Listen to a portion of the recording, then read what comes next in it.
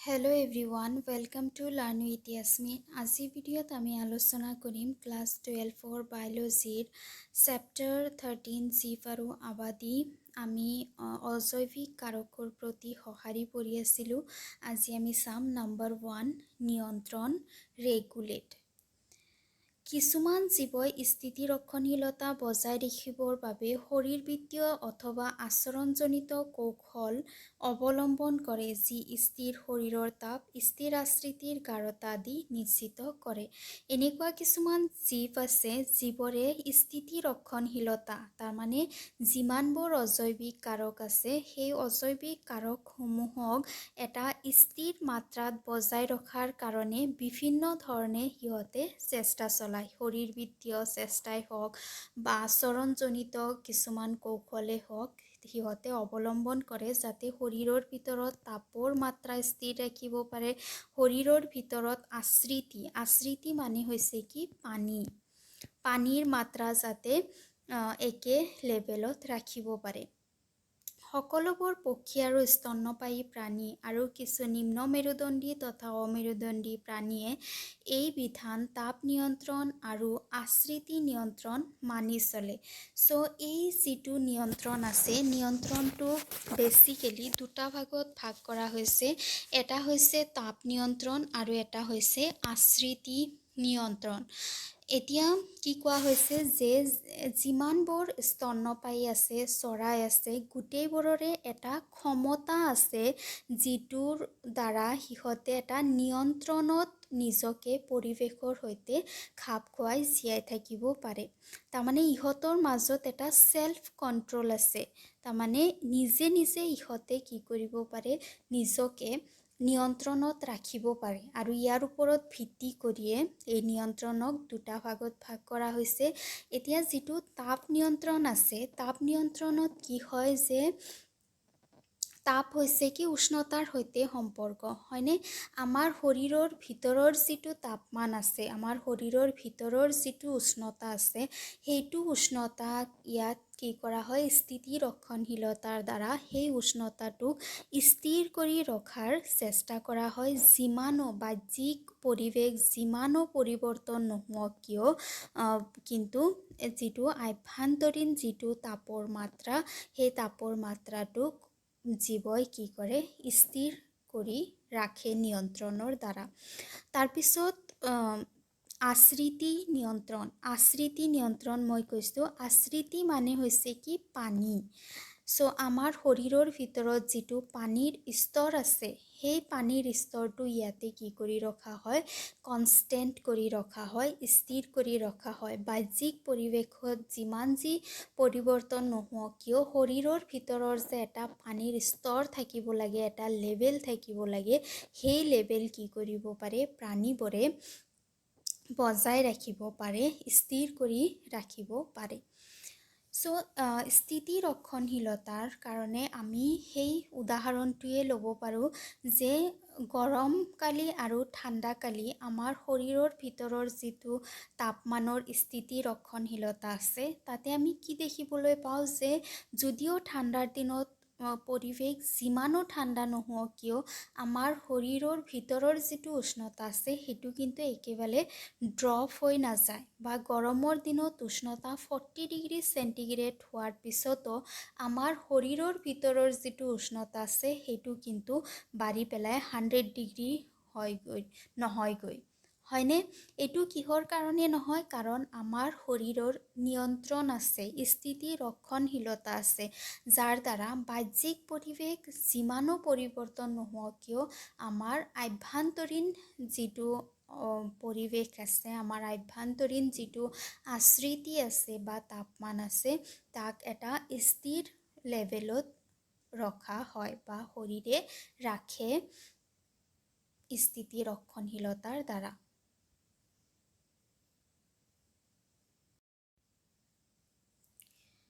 সেইটোৱে কোৱা হৈছে বিৱৰ্তন অধ্যয়নকাৰী জীৱ বিজ্ঞানীসকলৰ ভালেমানে বিশ্বাস কৰে যে স্তন্যপায়ী প্ৰাণীসমূহ সফলভাৱে বৰ্তি থকাৰ মূল কাৰণ হ'ল সিহঁতে দেহৰ তাপৰ স্থিৰতা বজাই ৰাখিব পাৰে। ফলত সিহঁতে নিৰ্বিঘ্নে জীয়াই থাকি লাগিলে দক্ষিণ মেৰুতেই থাকক বা সাহাৰা মৰুভূমিতেই থাকক।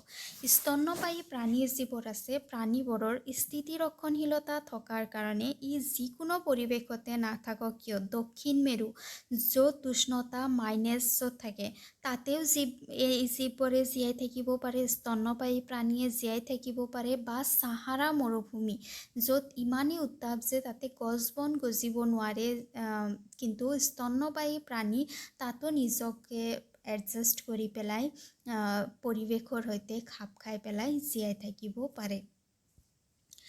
আমি মানৱ সম্প্ৰদায়ে উত্তাপ নিয়ন্ত্ৰণৰ বাবে যি কৌশল অৱলম্বন কৰোঁ অনুৰূপ কৌশল অন্য স্তন্যপায়ী প্ৰাণীসমূহেও অৱলম্বন কৰে।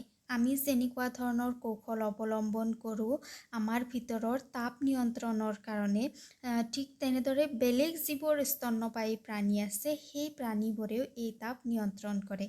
আমি যিটো এই দুটা যে আছে তাপ নিয়ন্ত্ৰণ আৰু আশ্ৰিতি নিয়ন্ত্ৰণ, তাক অকণমান ভালকৈ আলোচনা কৰোঁ। কি হয় তাপ নিয়ন্ত্ৰণত কেনেদৰে প্ৰাণী বা তোমাৰ মানুহ বা বেলেগ জীৱ জন্তুবোৰে কেনেকৈ নিজকে বজাই ৰাখে, 37 ডিগ্ৰী উষ্ণতা কেনেকৈ সিহঁতে মেইনটেইন কৰে সেই বিষয়ে অকণমান আলোচনা কৰি লওঁ ভালকৈ। প্ৰথমতে আমি চাম আশ্ৰিতি নিয়ন্ত্ৰণ কি হয়। আশ্ৰিতি নিয়ন্ত্ৰণ মানে হৈছে কি, আশ্ৰিতি মানে হৈছে পানী। আমাৰ শৰীৰৰ ভিতৰত যিটো পানীৰ মাত্ৰা সেই পানীৰ মাত্ৰা বজাই ৰখাক আশ্ৰিতি নিয়ন্ত্ৰণ বুলি কোৱা হয়। আশ্ৰিতি নিয়ন্ত্ৰণত আমাৰ শৰীৰৰ ভিতৰত যিটো পানীৰ স্তৰ থাকে সেই পানীৰ স্তৰটো সদায় কি কৰা হয় এটা নিৰ্দিষ্ট এমাউণ্টত বজাই ৰখা হয়। যিয়ে নহওক কিয় বাহিৰৰ পৰিৱেশ যিমানেই পৰিৱৰ্তন নহওক কিয় ভিতৰত পানীৰ স্তৰটো বজাই ৰখা হয়। আৰু ইয়াৰ এটা বেষ্ট এক্সাম্পল হৈছে মাছবোৰ যিহেতু পানীত থাকে, তাৰমানে এনেকুৱা নহয় যে মাছৰ ভিতৰত পানীৰে ভৰি থাকে, হয়নে? কিয় নাথাকে? কাৰণ মাছত গিলছ থাকে।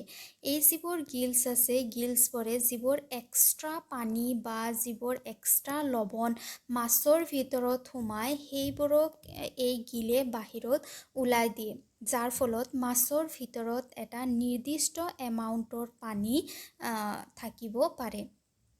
ঠিক একেদৰে মানুহৰ কথাই ধৰি লোৱা, এক্সাম্পল নাম্বাৰ 2 যেনেকুৱা হৈছে কি মানুহৰ দেহৰ ভিতৰতো কি থাকে, কিডনী থাকে, বৃক্ক থাকে। সেই বৃক্কৰ সহায়ত মানুহৰ দেহৰ ভিতৰত কি হয় আশ্ৰিতি নিয়ন্ত্ৰণ হয়, যাৰ দ্বাৰা ভিতৰত যিমান ইম্পিউৰিটিজ থাকে, যিমান লেতেৰা থাকে সেইসমূহ কিডনীয়ে বা বৃক্কই বাহিৰত ওলাই দিয়ে আৰু এইটোও এনচিয়ৰ কৰে যে শৰীৰত যাতে এটা নিৰ্দিষ্ট মাত্ৰাত পানী থাকিব পাৰে। এনেদৰে কি কৰে মানুহৰ ক্ষেত্ৰত এই বৃক্কই আশ্ৰিতি নিয়ন্ত্ৰণ কৰি মানুহৰ শৰীৰৰ ভিতৰৰ পানীৰ যিটো মাত্ৰা সেইটো বজাই ৰাখে। এনেকুৱা নহয় যে কেৱল উচ্চ স্তৰৰ প্ৰাণী, কেৱল মাছ, মানুহ এনেকুৱা ধৰণৰ উচ্চ স্তৰৰ প্ৰাণীৰ ক্ষেত্ৰতে যে আশ্ৰিতি নিয়ন্ত্ৰণ হয়, এনেকুৱা নহয়। আশ্ৰিতি নিয়ন্ত্ৰণ নিম্ন স্তৰৰ প্ৰাণীৰ ক্ষেত্ৰতো হোৱা দেখিবলৈ পোৱা যায়। নিম্ন স্তৰৰ প্ৰাণীৰ ভিতৰত আমি এটা উদাহৰণ লওঁ, যেনেকুৱা আছে কি এমিবা, হয়নে? এমিবা হৈছে এটা এককোষী প্ৰাণী আৰু এই এমিবাৰ দেহৰ ভিতৰত কণ্ট্ৰাক্টাইল ভেকিউল থাকে। কণ্ট্ৰাক্টাইল ভেকিউল তোমালোকে আগতেও শুনিছা। এমিবাৰ ভিতৰত কণ্ট্ৰাক্টাইল ভেকিউল থাকে আৰু এই ভেকিউলৰ দ্বাৰা এমিবাই আশ্ৰিতি নিয়ন্ত্ৰণ কৰে। তাৰমানে এমিবাক এই ভেকিউলে সহায় কৰে শৰীৰৰ ভিতৰৰ পানীৰ মাত্ৰাটো এটা নিৰ্দিষ্ট এমাউণ্টত ৰখাৰ কাৰণে। যদিও এমিবা এটা এককোষী প্ৰাণী হয়, সেই এটা কোষৰ ভিতৰতো ইয়াৰ ভেকিউল থাকে আৰু ভেকিউলৰ দ্বাৰা এমিবাই আশ্ৰিতি নিয়ন্ত্ৰণ কৰি পেলাই নিজৰ শৰীৰৰ ভিতৰত পানীৰ যিটো ভাৰসাম্যতা আছে সেইটো ৰক্ষা কৰে। এনেদৰে কি হয় যে আমাৰ শৰীৰৰ ভিতৰত কিছুমান প্ৰক্ৰিয়া হয় আৰু সেই প্ৰক্ৰিয়াৰ দ্বাৰা আমি আমাৰ শৰীৰৰ ভিতৰত পানীৰ ভাৰসাম্যতা ৰক্ষা কৰিব পাৰোঁ, পানী এটা নিৰ্দিষ্ট মাত্ৰাত বজাই ৰাখিব পাৰোঁ, বাহ্যিক পৰিৱেশ যিমানো পৰিৱৰ্তন নহওক কিয়। তাৰপিছত হৈছে কি তাপ নিয়ন্ত্ৰণ।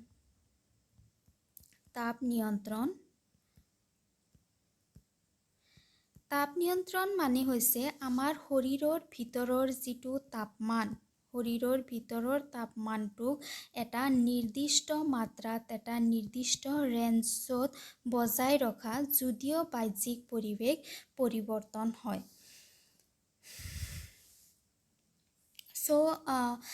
যেনেকুৱা আমি দেখিবলৈ পাওঁ যে বাহ্যিক পৰিৱেশ কেনেকৈ পৰিৱৰ্তন হয়। শীতকাল আহে, তাৰপিছত গ্ৰীষ্মকাল আহে, শীতকালত কিমান বাহিৰত ঠাণ্ডা হয়নে? তাৰপিছতো আমাৰ শৰীৰৰ ভিতৰৰ যিটো উষ্ণতাৰ লেভেল সেইটো কিন্তু একে থাকে, আৰু এইটো ৰেঞ্জ হৈছে কিমান 34 degree centigrade to 40 degree celsius. এইটো হৈছে কি এটা ৰেঞ্জ যাৰ ভিতৰত যিবোৰ শৰীৰৰ ভিতৰৰ যিটো উষ্ণতা সেইটো থাকে, আমাৰ শৰীৰৰ ভিতৰৰ যিটো উষ্ণতা সেইটো এইটো ৰেঞ্জত থাকে, আৰু এভাৰেজ হৈছে 37 ডিগ্ৰী চেলচিয়াছ। তাৰমানে লয়েষ্ট 34 হ'ব পাৰে আৰু হায়েষ্ট 40 ডিগ্ৰী হ'ব পাৰে। যদিও শীতকাল হয়, যদিও বাহ্যিক পৰিৱেশত উষ্ণতা মাইনাছত আছে, তথাপিও মানুহৰ শৰীৰৰ ভিতৰৰ উষ্ণতা 34তকৈ কম নহয়।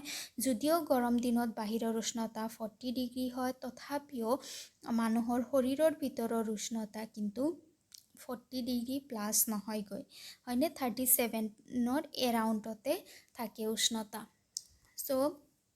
কি হয় যে যেতিয়া ঠাণ্ডাৰ দিন হয়, শীতকালি আমাৰ কি হয় গুজবাম হয়নে? আমাৰ শৰীৰ যে ফুলি ফুলি যে উঠে, যাক গুজবাম বুলি কোৱা হয়। যেতিয়া গুজবাম হয় তেতিয়া আমাৰ যিটো স্কিন আছে, স্কিনৰ তলত এটা ইনচুলিনৰ এটা লেয়াৰ আহে, যাৰ কাৰণে আমি কি কৰোঁ, গুজবাম অহাৰ পিছত অকণমান উষ্ণতা অনুভৱ কৰোঁ, অকণমান গৰম অনুভৱ কৰোঁ। তাৰপিছত আৰু এটা এনেকুৱা প্ৰক্ৰিয়া আছে যেনেকুৱা শিভাৰিং হোৱা। আমি যে কঁপোঁ, আমাক যেতিয়া বহুত বেছি ঠাণ্ডা লাগে তেতিয়া আমি কঁপি থাকোঁ। যেতিয়া কঁপি থকা মই আগতে কৈছোঁ, এইটো কি হয় ৱাৰ্কআউটৰ দৰে। যেতিয়া তোমালোকে ৱাৰ্কআউট কৰা, বহু দেৰিলৈকে খোজ কাঢ়া, তেতিয়া কি হয় শৰীৰটো গৰম হয়নে? যেতিয়া শিভাৰিং হয় তেতিয়াও আমি গৰম অনুভৱ কৰোঁ। ঠিক তেনেদৰে যেতিয়া গৰমৰ দিন হয়, গৰমৰ দিনতো শৰীৰে কিছুমান প্ৰক্ৰিয়া কৰে, যেনেকুৱা আমাৰ ঘাম ওলোৱা মানে কি পানীৰ কিছুমান ড্ৰপ ওলোৱা, পানীৰ কিছুমান টোপাল আমাৰ ছালৰ ওপৰত পৰে, তেতিয়া আমাৰ শৰীৰে ঠাণ্ডা অনুভৱ কৰিব পাৰে। এইবোৰ হৈছে কি কিছুমান প্ৰক্ৰিয়া, কিছুমান নিয়ন্ত্ৰণ প্ৰক্ৰিয়া, যাৰ দ্বাৰা শৰীৰে আমাৰ ভিতৰৰ যিটো ৰেঞ্জ আছে উষ্ণতাৰ সেইটো বজাই ৰাখে। গুজবাম কৰিয়ে হওক, শিভাৰিং কৰিয়ে হওক বা ঘাম ওলায়ে হওক, এই যিটো ৰেঞ্জ আছে সেই ৰেঞ্জটো শৰীৰে বজাই ৰখাৰ চেষ্টা কৰে।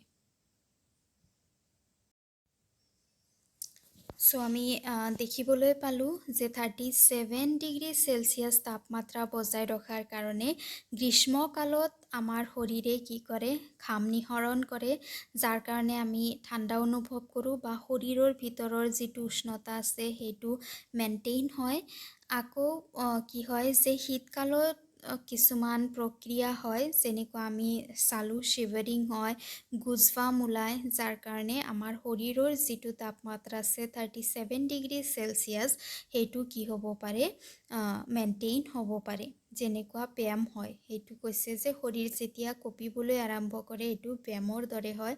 আভ্যন্তৰীণ তাপমাত্ৰা বাহল ৰাখিবৰ বাবে উদ্ভিদৰ এনে কোনো কৌশল নাথাকে। সেইকাৰণে পৃথিৱীত প্ৰাণীতকৈ উদ্ভিদৰ সংখ্যা কম হয়, কাৰণ উদ্ভিদে এই পৰিৱৰ্তিত পৰিৱেশৰ সৈতে নিজকে প্ৰাণীৰ দৰে খাপ খুৱাই জীয়াই থাকিব নোৱাৰে। আজি ভিডিঅ'ত ইমানখিনিয়ে। ভাল লাগিলে লাইক কৰিবা, ফ্ৰেণ্ডছৰ সৈতে শ্বেয়াৰ কৰিবা আৰু চেনেল ছাবস্ক্ৰাইব কৰিবা।